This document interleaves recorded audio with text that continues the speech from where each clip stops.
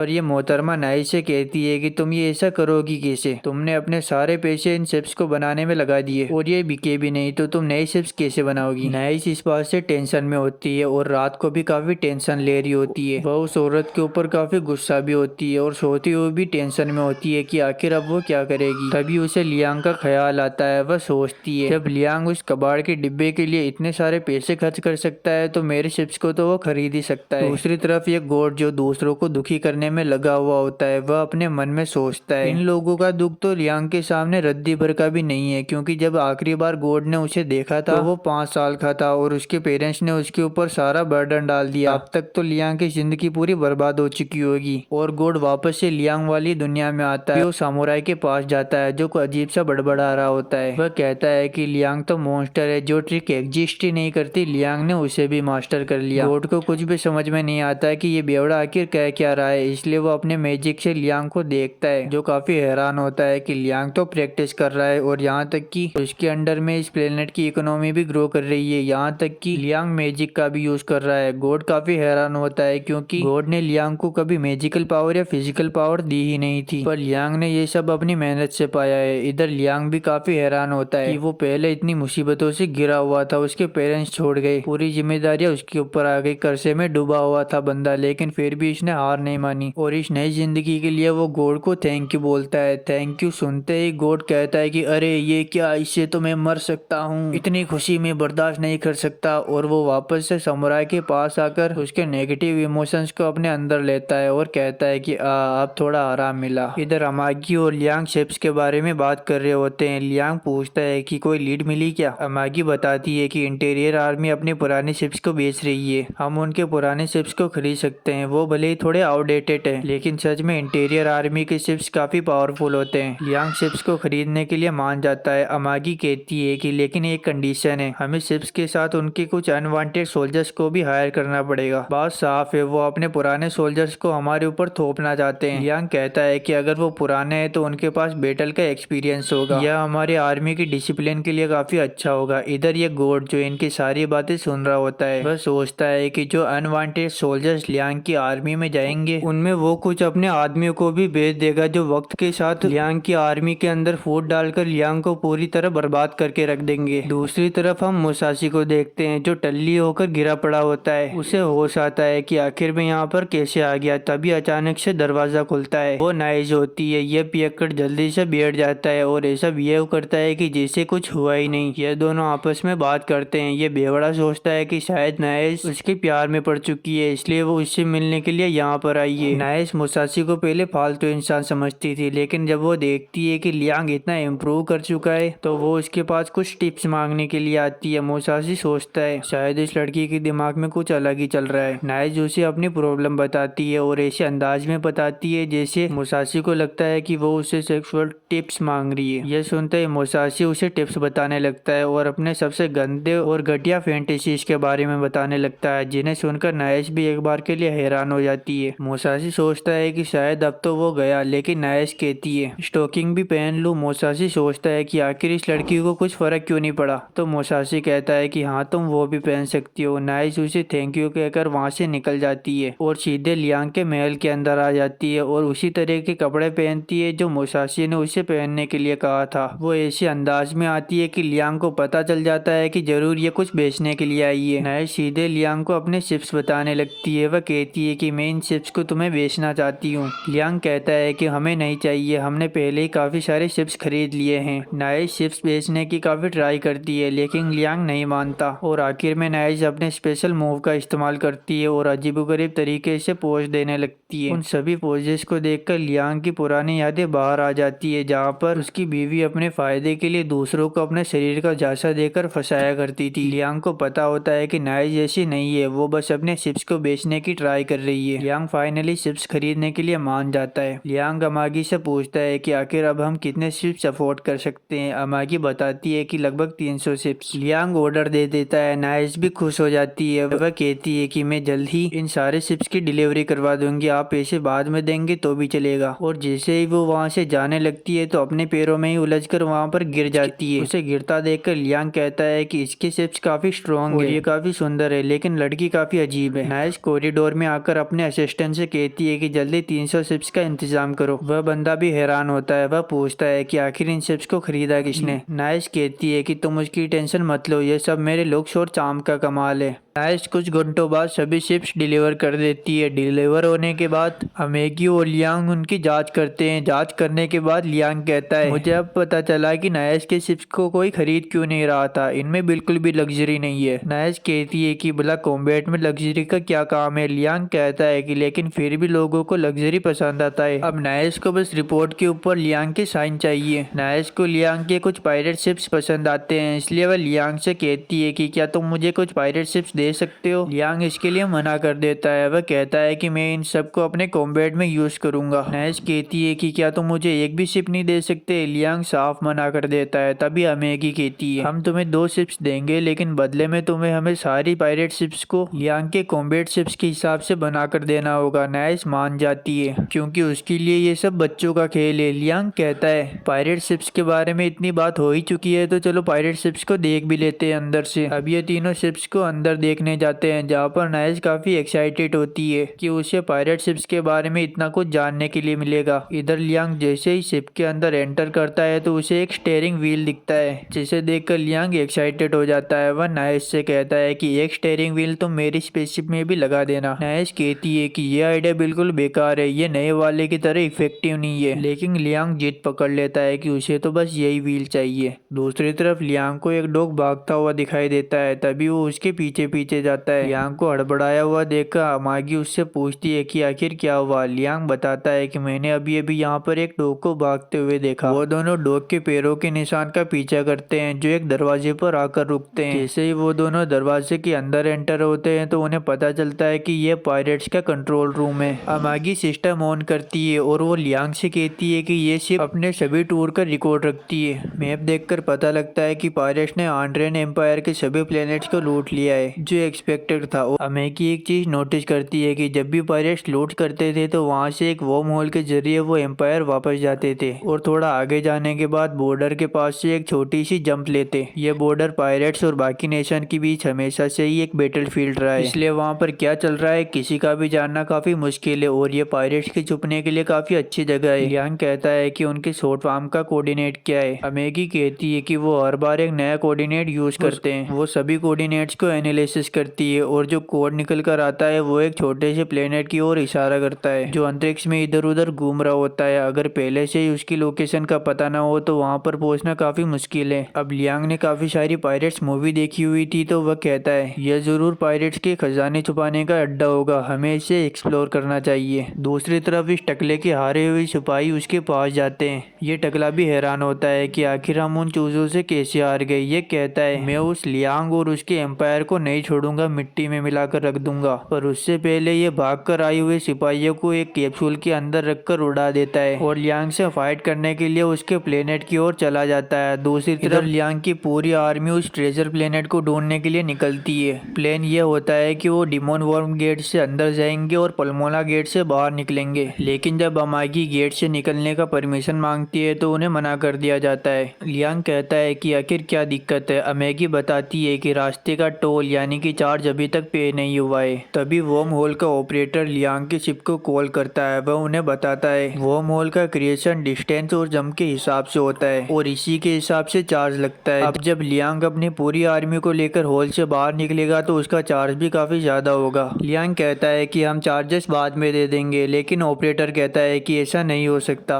Liang उनसे request करता है, लेकिन ऑपरेटर कहता है कि बेनफील्ड फैमिली का रिकॉर्ड इतना खराब है कि उन्हें लोन भी कोई नहीं देगा, इसलिए वो उन्हें नहीं जाने दे सकते। लियांग सोचता है कि अगर वो एम्पायर पैसे लेने के लिए गया तो पेट्रोल का काफी ज्यादा खर्चा आएगा। अब लियांग अपने कॉलेज की कम्युनिकेशन स्किल को यूज करने के बारे में सोचता है। लियांग ऑपरेटर से कहता है कि मुझे तुम्हारे मैनेजर से बात करनी है। ऑपरेटर कहता है कि मैं ही मैनेजर हूँ। लियांग गुस्से में कहता है कि अब मैं खुद आ रहा हूँ तुम्हारे पास चिल्लाने के लिए। अमेगी उससे कहती है मैनेजर ने एक बार मना कर दिया तो उसके पास जाकर चिल्लाने का क्या फायदा। पर लियांग को अपने ऊपर काफी ज्यादा कॉन्फिडेंस होता है। दूसरी तरफ ये टकला जो पल्मोना गेट से डिमोन गेट की ओर बढ़ता है, यह ऑपरेटर को वर्म होल क्रिएट करने के लिए पैसे देता है। यहाँ तक कि वो उन्हें कुछ एक्स्ट्रा पैसे भी दे देता है ताकि वो उससे ज्यादा सवाल जवाब न करे। ऑपरेटर पल्मोना गेट से डिमोन गेट की ओर वर्म होल को क्रिएट कर देते हैं और ये टकला उसके अंदर चला जाता है। दूसरी तरफ लियांग मैनेजर से बात कर रहा होता है कि प्लीज हमें वर्म होल से जाने दो, पर ऑपरेटर टच से मस नहीं होता। लियांग उसके सामने हाथ जोड़ता है लेकिन ऑपरेटर नहीं मानता। तभी ऑपरेटर को एक कॉल आता है। वह लियांग से कहता है कि मुझे इस काम के अलावा भी बहुत सारे काम है और यह कहकर वो वहाँ से चला जाता है। तभी लियांग को वापस से वही डॉग दिखाई देता है और वो उसके पीछे पीछे जाता है और वर्म होल के ऑपरेटिंग सिस्टम के पास पहुंच जाता है। वो सिस्टम के अंदर देखता है कि पहले से ही किसी ने पल्मोना गेट और डिमोन गेट को जोड़ा हुआ है। वो सोचता है कि शायद उसकी रिक्वेस्ट काम कर गई और ऑपरेटर वाले मान गए, लेकिन वह देखता है कि वर्म होल की दिशा गलत डायरेक्शन में है, पल्मोना गेट से डिमोन गेट की ओर, जबकि लियांग को तो डिमोन गेट से पल्मोना गेट की ओर निकलना है। लियांग उस वर्म होल की डायरेक्शन चेंज करके डिमोन गेट से पल्मोना गेट की ओर कर देता है। इधर ये टकला जो पल्मोना गेट के अंदर एंटर हो चुका है, बेचारों को क्या पता कि लियांग ने उसकी डायरेक्शन ही चेंज कर दी। वो बताती है कि किसी ने मैनेजर से बात करके वर्म होल की परमिशन दे दी है। लियांग वापस से शिप के अंदर आता है। वह मैगी से पूछता है कि आखिर किसने हमारी मदद की, और जिसने उनकी मदद की होती है वो होती है नाइस। नाइस कहती है कि तुम लोगों ने भी मेरी मदद की, ये तो मेरा फर्ज था।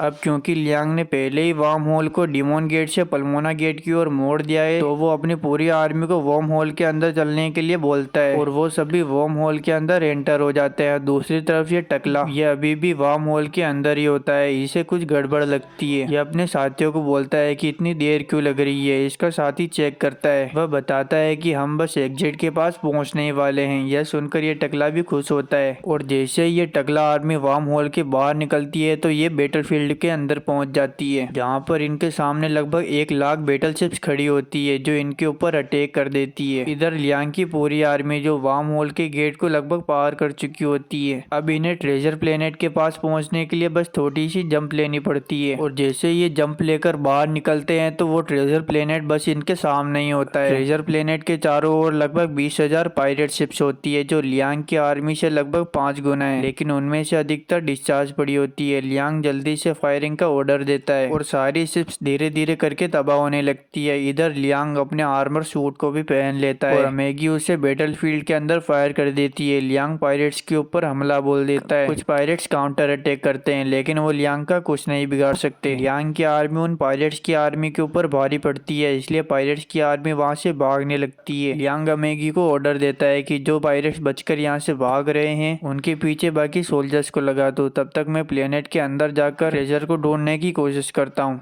लियांग उस प्लेनेट के आउटर शील्ड को तोड़ देता है और उसके अंदर घुस जाता है। इधर ये साइंटिस्ट घबरा जाता है कि इनकी आउटर शील्ड भी टूट गई और पायरेट्स भी मारे गए। वो जल्दी से कंट्रोल रूम के अंदर जाता है जहाँ पर उसे पता चलता है कि उनके ऊपर हमला हो रहा है। इधर लियांग प्लेनेट के अंदर होल करके उसके अंदर घुस जाता है जहाँ पर उसे कुछ सोल्जर्स रोकने के लिए आते हैं, पर लियांग उन सबको अकेले ही ठिकाने लगा देता है। लियांग की आर्मी का कैप्टन भी उसके पीछे आता है। वह लियांग को बताता है कि हमने बाकी जगह को भी साफ कर दिया। लियांग कहता है कि ऐसे ही रास्तों को साफ करते रहो और जल्दी से ट्रेजर ढूंढो। तभी लियांग को वापस से वो ग्लोइंग डॉग दिखता है। वापस से लियांग उसके पीछे पीछे जाता है और उसका पीछा करते हुए वो उस प्लेनेट के कंट्रोल रूम के अंदर पहुंच जाता है जहाँ पर वो पागल साइंटिस्ट और बाकी सारे लोग सरेंडर कर देते हैं। लियांग साइंटिस्ट से कहता है कि आखिर तुमने ट्रेजर कहाँ पर छुपा रखा है। साइंटिस्ट कहता है कि आखिर तुम किस ट्रेजर की बात कर रहे हो, मेरे पास पैसे भी है और कैप्टन घोस्ट द्वारा कलेक्ट किए गए पेट भी है। लियांग को कुछ समझ नहीं आता। साइंटिस्ट उन सबको अपनी लैब के अंदर लेकर जाता है जहाँ पर वो उन लोगों को अपने एक्सपेरिमेंट के सब्जेक्ट्स बताता है। वहाँ पर मौजूद सभी क्रीचर सुंदर लड़कियां होती है जिन्हें अब इस डॉक्टर ने ऐसा बना दिया। उन सबकी ऐसी हालत देखकर एक सोल्जर वहीं पर उल्टी कर देता है। कैप्टन कहता है कि तू इतना कमजोर कैसे हो गया। लियांग आगे जाता है जहाँ पर उसकी नजर एक ऑक्टोपस वाले क्रीचर के ऊपर पड़ती है। साइंटिस्ट लियांग के पास आकर उससे कहता है कि आपकी नजर बिल्कुल सही पेट पर पड़ी है। ये पेट कैप्टन घोस्ट का सबसे फेवरेट पेट लेटे, पर लियांग को तो उसे देखकर उल्टी आ रही थी। लियांग अपने पास्ट के बारे में सोचता है, जहाँ पर लोग एक इंसान की तरह नहीं बल्कि एक जानवर की तरह उसे ट्रीट करते थे। इधर ये साइंटिस्ट हंस रहा होता है, तभी लियांग उसके ऊपर गोली चलाकर उसका सारा काम तमाम कर देता है। इधर ये अजीब सा क्रीचर और कोई नहीं बल्कि क्रिस्टियाना होती है। वह रो रो कर लियांग को अपने पास बुलाती है। वह उससे कहती है कि इन सभी लड़कियों का दर्द खत्म कर दो। लियांग उससे कहता है कि तुम चिंता मत करो, हम लोग तुम्हें पहले जैसा बना देंगे। पर क्रिस्टियाना रो रो कर कहती है कि अब वो वापस से नॉर्मल नहीं हो सकते, प्लीज उसे और बाकियों को ऐसे ही मार दो। पर लियांग उसकी एक नहीं सुनता और अपने कैप्टन को ऑर्डर देता है कि इन सभी लड़कियों को अपने होम प्लेनेट पर लेकर जाए और इनका इलाज करवाए। कैप्टन कहता है कि इन सभी लड़कियों के इलाज में काफी ज्यादा खर्चा आएगा, यहाँ तक कि इनकी पूरी बॉडी को वापस से रीजनरेट करना पड़ेगा और बहुत सारे एलिमेंट्स की जरूरत पड़ेगी, साथ ही बहुत सारे डॉक्टर भी लगेंगे। लेकिन इसके बावजूद ये कंफर्म नहीं है कि ये लोग ठीक हो पाएंगे। तभी लियांग के पास खबर आती है कि हमने सारा खजाना ढूंढ लिया है। लियांग कैप्टन से कहता है कि अब तो इलाज का खर्चा भी निकल जाएगा।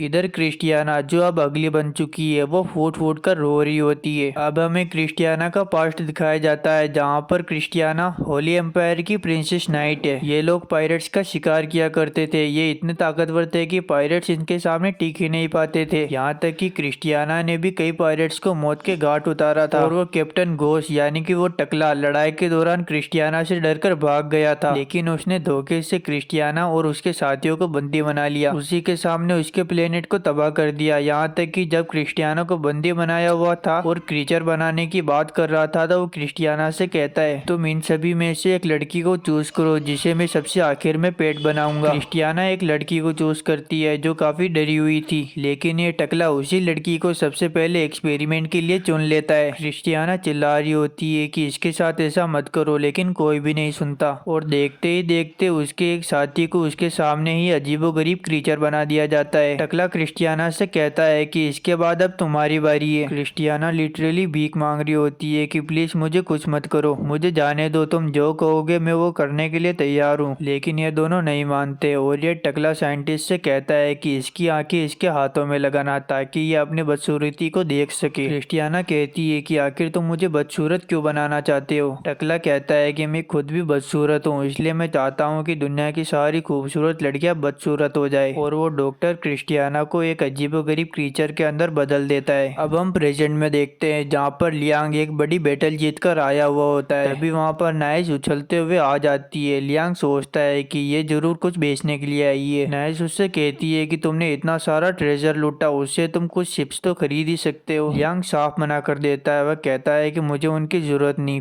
अब नाइस फिर से अपने स्पेशल मूव्स का इस्तेमाल करने लगती है, पर इस बार लियांग को कुछ भी फर्क नहीं पड़ता। वह कहता है कि मेरा फिलहाल मूड ही नहीं है। नाइस लियांग को याद दिलाती है कि वोम होल के अंदर जाने के लिए उसी ने उनकी मदद की थी, तो लियांग मान जाता है। लियांग फाइनली शिप्स के लिए मान जाता है। वह अमेगी से पूछता है आखिर अब हम कितनी सारी शिप्स खरीद सकते हैं। अमेगी कहती है उस ट्रेजर से हम सारा खर्चा निकालने के बाद भी 5000 शिप्स खरीद सकते हैं। यह सुनते ही नाइस वहाँ से जल्दी से 5000 शिप्स का ऑर्डर देने के लिए चली जाती है। लियांग टेंशन में आ जाता है और उसके पीछे पीछे भागता है कि नाइस सच में कहीं 5000 शिप्स का ऑर्डर न दे दे। नाइस हॉल के अंदर आकर अपने असिस्टेंट से बात कर रही होती है। दूसरी तरफ हम मोसासी को देखते हैं जो हॉल के अंदर घूम रहा होता है। उसे नाइस की आवाज आती है। नाइस कुछ ऐसे वर्ड्स का यूज कर रही होती है जिसे देखकर मोसासी की सटक जाती है और वो जल्दी से लियांग के पास जाता है और उसे ट्रेनिंग के लिए बुला लेता है। मोसासी को काफी गुस्सा आ रहा होता है, इसलिए वो लियांग को एक भारी तलवार देता है और उसकी आंखों पर पट्टी बांध देता है। यहाँ तक कि पुरानी टेनिस बॉल मशीन को यूज करने के बजाय नए ड्रोन्स को मंगवाता है और उन सभी ड्रोन्स को रिमोट की मदद से कंट्रोल करके लियांग के ऊपर फायरिंग करवाता है।